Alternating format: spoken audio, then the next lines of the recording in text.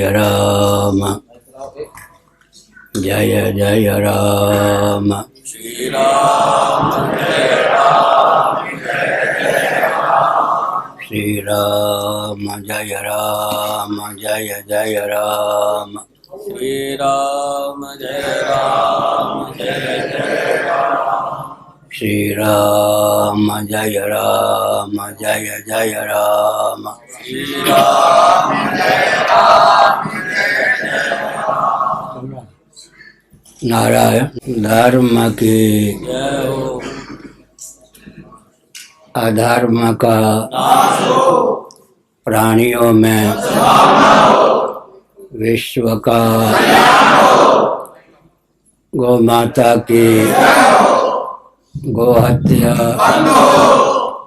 भारत सर्वभूत हृदय धर्म सम्राट श्री स्वामी करपात्री जी महाराज की, श्री जगन्नाथ महाप्रभु की, श्री बलभद्र महाप्रभु की, भगवती सुभद्रा देवी की। हर हर गोविंद हरे मुरारे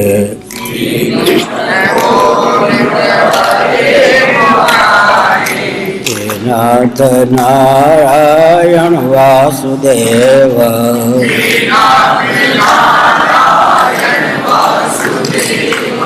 गोविंद जय जय गोपाल जय जय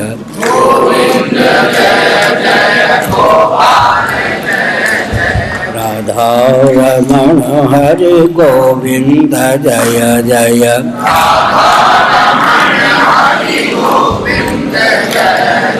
जय गोविंद जय जय गोपाल जय जय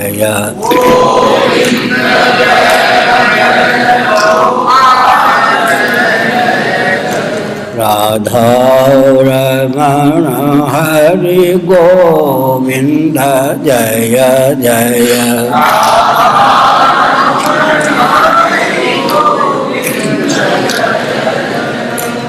श्री वृंदावन बिहारी लाल की जय।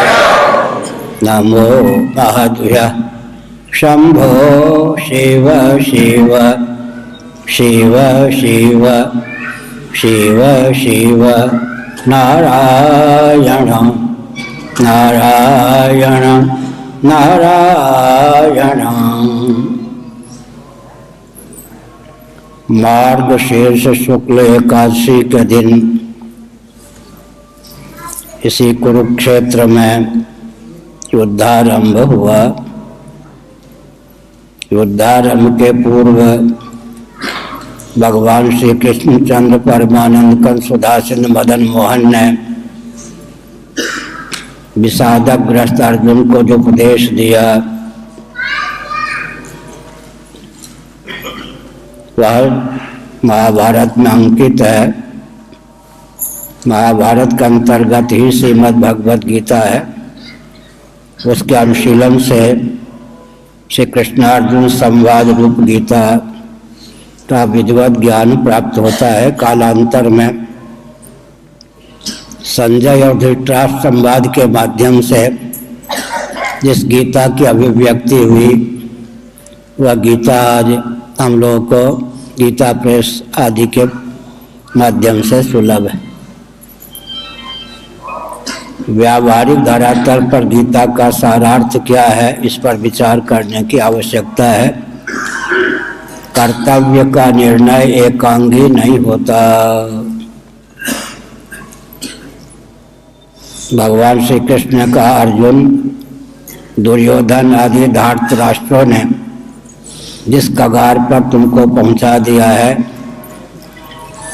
उस कगार पर अब छात्र धन ललकार कर कहता है कि तुम क्षत्रियोचित पराक्रम का परिचय दो, युद्ध के लिए तत्परता व्यक्त करो।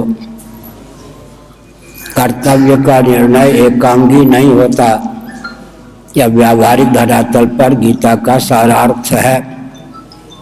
चीन, पाकिस्तान आदि सुन लें, यदि वो कुछ इस प्रकार की गतिविधि करते हैं तो सहिष्णुता के नाम पर, अहिंसा के नाम पर हम चुप नहीं रह सकते। देश का दायित्व है, रक्षा मंत्री, गृह मंत्री, प्रधानमंत्री आदि का दायित्व है कि कर्तव्य का निर्णय एकांगी नहीं होता। इस तथ्य को स्वीकार करके मुंह तोड़ उत्तर दें। व्यावहारिक धरातल पर गीता का यह सारार्थ है, कर्तव्य का निर्णय एकांगी नहीं होता। दार्शनिक धरातल पर गीता का क्या सारार्थ हो सकता है? देह के नाश से जीवात्मा का नाश नहीं होता, देह के भेद से जीवात्मा में भेद की प्राप्ति नहीं होती। दार्शनिक धरातल पर गीता का यही सारार्थ सिद्ध होता है। वैज्ञानिक धरातल पर विचार करें तो अव्यक्तादीनि भूतानि व्यक्त मध्यानि भारत, अव्यक्त निधनान्येव तत्व का परिदेवना। जो कुछ कार्य प्रपंच है उसका नाम व्यक्त है। व्यक्त का उदय स्थान, निलय स्थान, विलय स्थान अव्यक्त ही होता है। व्यक्त अव्यक्त भावापन हो जाता है, समय आने पर अव्यक्त व्यक्त भावापन होता है। अव्यक्त ही समय पर व्यक्त भावापन्न होता है। कार्य के मूल में कारण, कारण के मूल में कार्य। अव्यक्तादीनि भूतानि व्यक्त मध्यानि भारत, अव्यक्त निधनान्येव तत्र का परिदेवना। लेकिन 8वें अध्याय में अव्यक्त के 2 भेद का वर्णन है। एक अक्षर अव्यक्त, सनातन अव्यक्त, और एक अव्यक्त जिसको हम प्रकृति कहते हैं, प्रधान कहते हैं, उसी का नाम अव्यक्त है। वह कभी व्यक्त भावापन्न होता है, जगत के रूप में परिलक्षित या परिणत होता है। लेकिन एक सनातन अव्यक्त है जिसका नाम परमात्मा है। इसका अभिप्राय क्या हुआ? मयाध्यक्षेण प्रकृति श्वेते सचराचरम हेतुना न कौन्तेय जगत परिवर्तते। मेरी अध्यक्षता से भगवान ने कहा, प्रकृति चराचर के रूप में स्वयं को अभिव्यक्त करती है और कालांतर में चराचर प्रकृति भावापन्न होकर मुझ में विलीन हो जाते हैं। सनातन अव्यक्त, अव्यक्त और व्यक्त, ये 3 भेद गीता में तत्व के होते हैं। यह वैज्ञानिक धरातल पर निरूपण है। साथ ही साथ दार्शनिक धरातल पर विचार करें तो इति क्षेत्रम तथा ज्ञानम ज्ञेयम प्रोक्तम समासतः मद्भक्त एतद् विज्ञाय मद्भावायोपपद्यते। क्षेत्र क्षेत्रज्ञयोरेव मंतरम ज्ञान चक्षुषा भूत प्रकृति मोक्षम च ये विदुर्यान्ति ते परम। भगवद गीता में क्षेत्र और क्षेत्रज्ञ का वर्णन किया गया 13वें अध्याय में। इदम शरीरम कौन्तेय क्षेत्रमित्य विधीयते एतद्यो वेत्ति तम प्राहुः क्षेत्रज्ञ तद्विदा। लेकिन क्षेत्र का क्षेत्रफल समझना चाहिए। महाभूतान्यहंकारो बुद्धिरव्यक्तमेव च इंद्रियाणि दशैकञ्च पंचचेन्द्रिय गोचराः इच्छा द्वेष सुखम दुःखम संघातः चेतना धृतिः एतत् क्षेत्रम समासेन सविकार उदाहृतम। अष्टधा प्रकृति और 16 विकृति का नाम भी क्षेत्र है।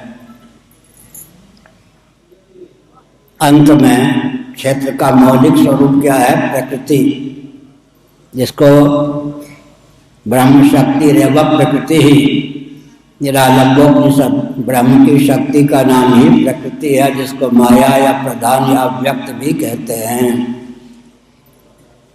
क्षेत्र का पर्यवसान प्रकृति में हो जाता है, क्षेत्रज्ञ का पर्यवसान पुरुष में हो जाता है। गीता के 13वें अध्याय में क्षेत्र और क्षेत्रज्ञ से भगवान ने प्रवचन प्रारंभ किया। अंत में प्रकृति और पुरुष में अंतर्भाव कर दिया।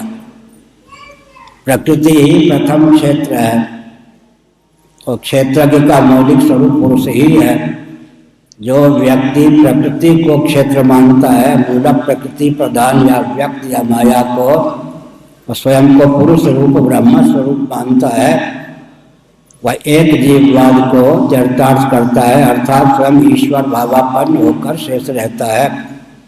कि हमने संकेत में कहा, तो देह के नाश से जीवात्मा का नाश नहीं होता, देह के भेद से जीवात्मा में भेद की प्राप्ति नहीं होती। गीता में 3 प्रकार के चक्षु का वर्णन है, स्वचक्षु, दिव्य चक्षु, ज्ञान चक्षु।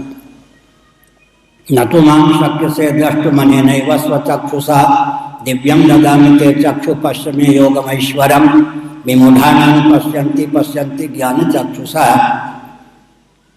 हम लोगों को इस समय जागृत दशा में, जागृत में स्वचक्षु की प्रधानता प्राप्त है।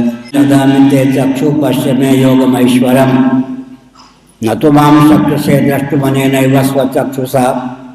स्वचक्षु, दिव्य चक्षु और ज्ञान चक्षु। जागृत में स्वचक्षु की प्रधानता है। स्वप्नावस्था में दिव्य चक्षु हमको प्राप्त होता है। इन चक्षुओं के द्वारा स्वप्न प्रपंच का अधिगम नहीं हो सकता। स्थूल प्रपंच का आह्वानात्मक वियोग प्राप्त होने पर स्वप्नावस्था की संपलब्धि होती है। स्वप्न प्रपंच का दर्शन दिव्य चक्षु के द्वारा होता है। अपूर्वस्थान धर्मोयम, मांडूक्य कारिका में गौड़पाद महाभाग ने तथ्य को उद्भाषित किया। स्थानीय जीवात्मा का पूर्व धर्म है। स्वप्नावस्था में स्थूल शरीर और स्थूल प्रपंच का भावनात्मक वियोग हो जाता है।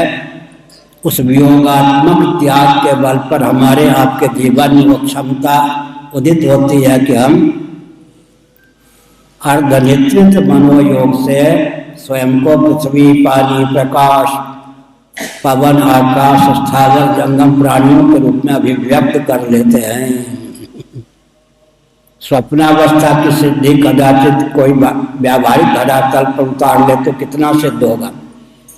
त्यागाच्छन्नतरम अनिच्छन्नपि, अगर नींद आ जाए और स्वप्न हो जाए तो स्वप्नावस्था में स्थूल प्रपंच की गति न होने के कारण, स्थूल शरीर की गति न होने के कारण हमारे आपके जीवन में इतना त्याग का बल उदित होता है कि हम पृथ्वी, पानी, प्रकाश, पवन, आकाश, स्थावर, जंगम प्राणियों की रचना कर लेते हैं। लेकिन द्वंद्व और दुख की गति स्वप्नावस्था को में भी है। द्वंद्व और दुख जागृत और स्वप्न की देन है। सुषुप्ति अवस्था गाढ़ी नींद भगवान की कृपा से हमको प्राप्त है, जिसमें किसी भी द्वंद्व और दुख की पहुंच नहीं है। सर्दी, गर्मी, भूख, प्यास इत्यादि का नाम द्वंद्व है। द्वंद्व की प्राप्ति होने पर सहिष्णुता की सीमा का अतिक्रमण करके जब सर्दी, गर्मी, भूख, प्यास इत्यादि की प्राप्ति होती है तो द्वंद्व का पर्यवसान दुख में होता है। लेकिन गाढ़ी नींद में द्वंद्व और दुख की पहुंच नहीं है।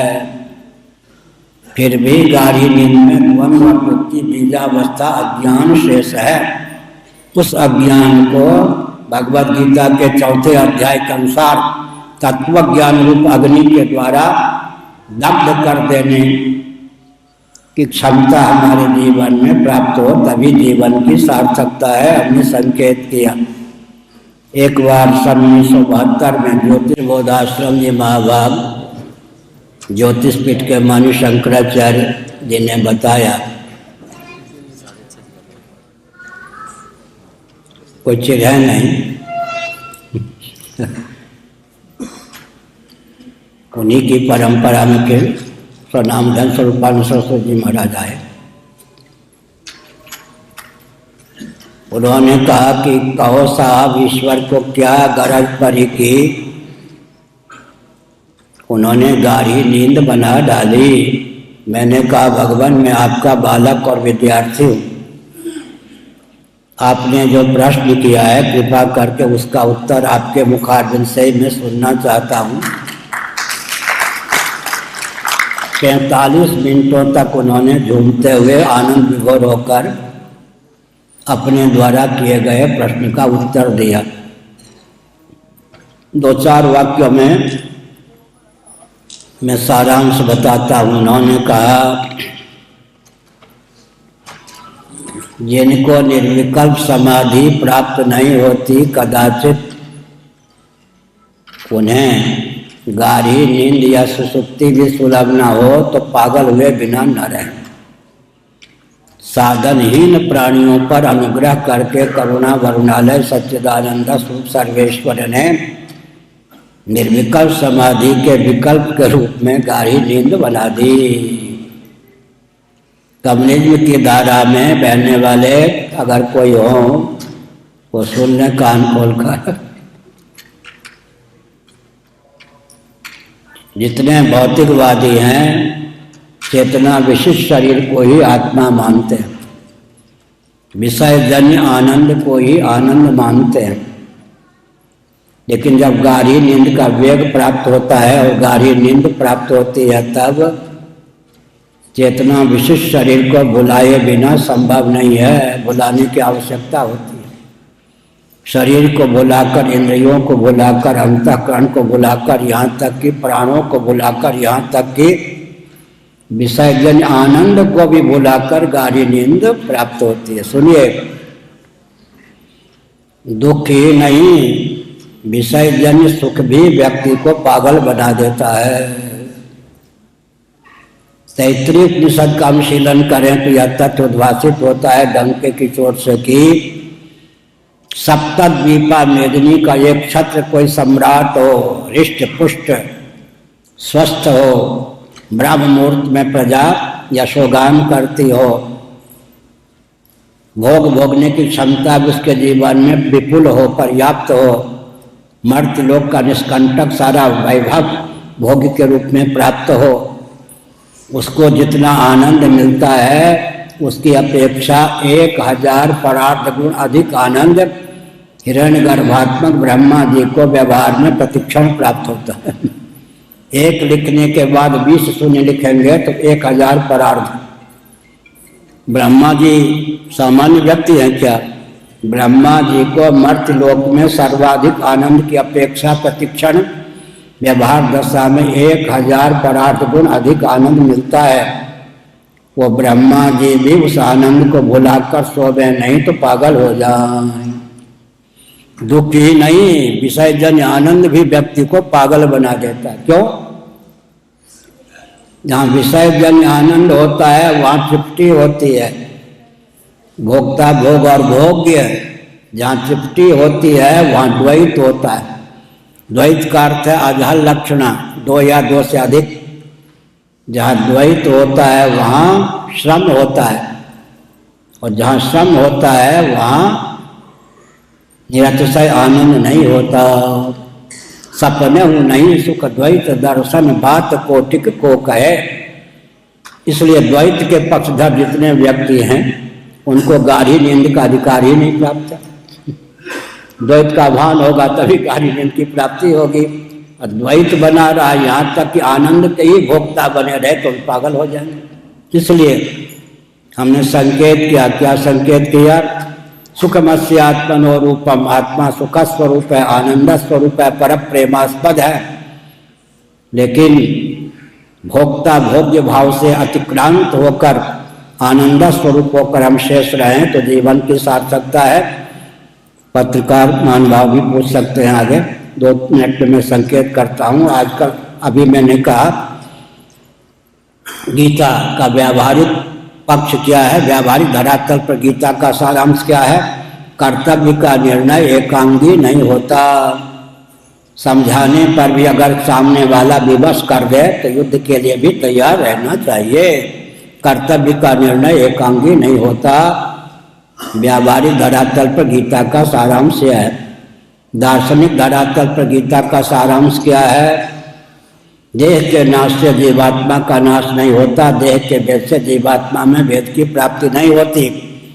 कहीं हमको दिव्य चक्षु प्राप्त हो जाए और हम संकल्प करें कि अनादि काल से अब तक मैंने जितने शरीरों को सब बना दिया है, अपने द्वारा त्यागे गए उन सब शरीरों का मुझे एक कालावच्छिन्न दर्शन प्राप्त हो।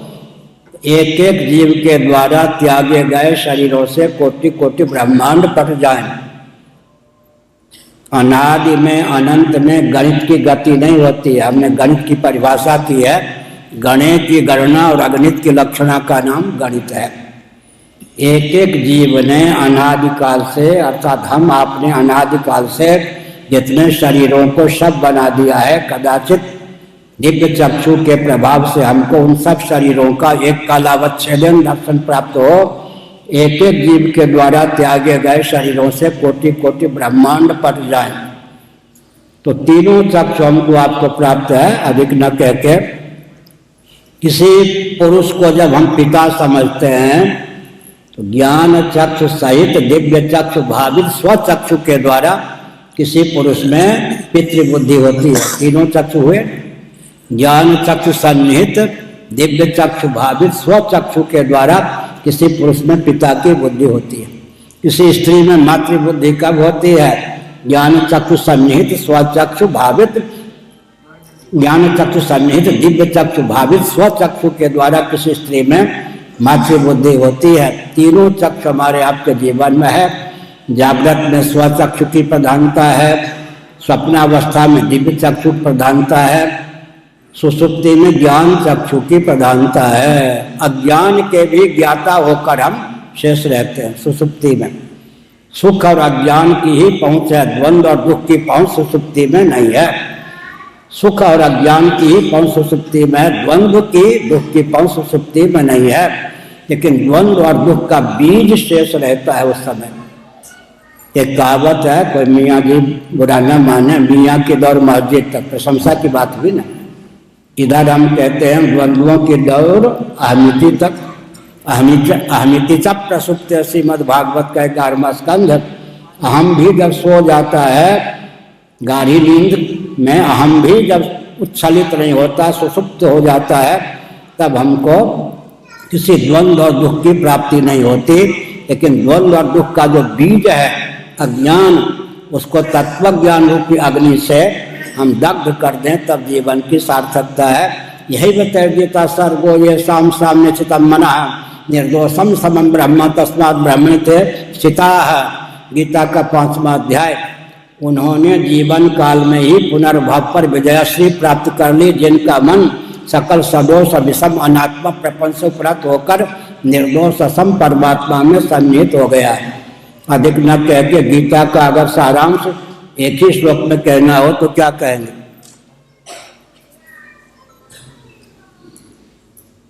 योऽन्तः सुखोऽन्तरारामस्तथान्तर ज्योतिरेवयः स योगी ब्रह्म निर्वाणम ब्रह्म भूतोऽधिगच्छति। 5वां अध्याय।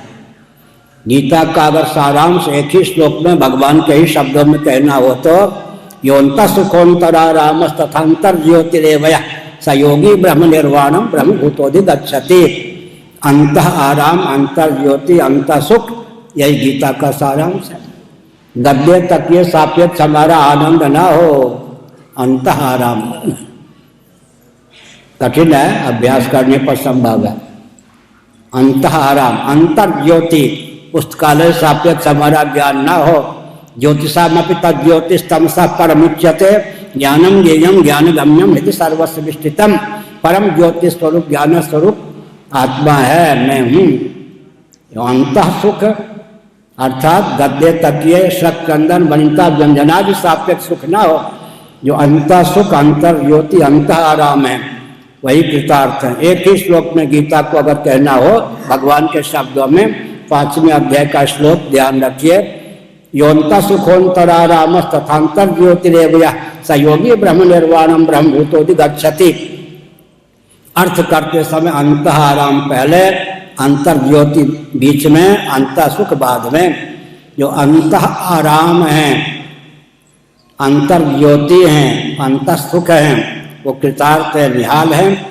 गीता का सारांश हमको अपने जीवन में देहत्याग के पहले तक क्या अर्जित करना चाहिए? हम अंतः आराम हो जाएं, गद्य तक के सापेक्ष आराम ना हो। भले गद्य तक का आलम्बन लें, लेकिन मन में सोचते हैं गद्य तकिए सापेक्ष आराम ना हो,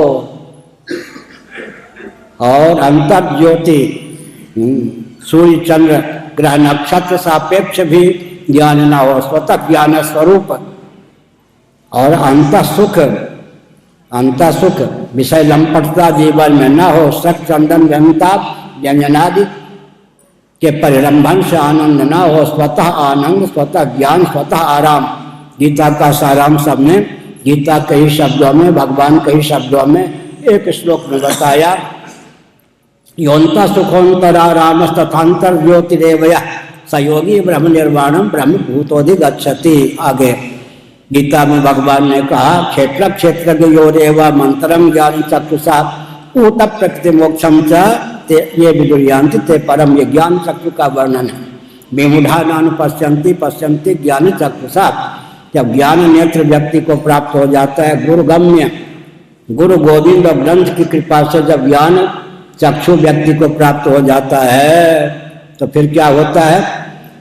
पांच भौतिक प्रपंच का उद्गम स्थान पंचभूत, पंचभूतों का उद्गम स्थान प्रकृति है। ब्रह्मात्म तत्व के एकत्व विज्ञान से प्रकृति सहित पंचभूतों का, पंचभूतों के सहित पांच भौतिक प्रपंच का बाद हो जाता है, अर्थात सब के सब सद्घन चिद्घन आनंद घन होकर ही शेष रहते हैं।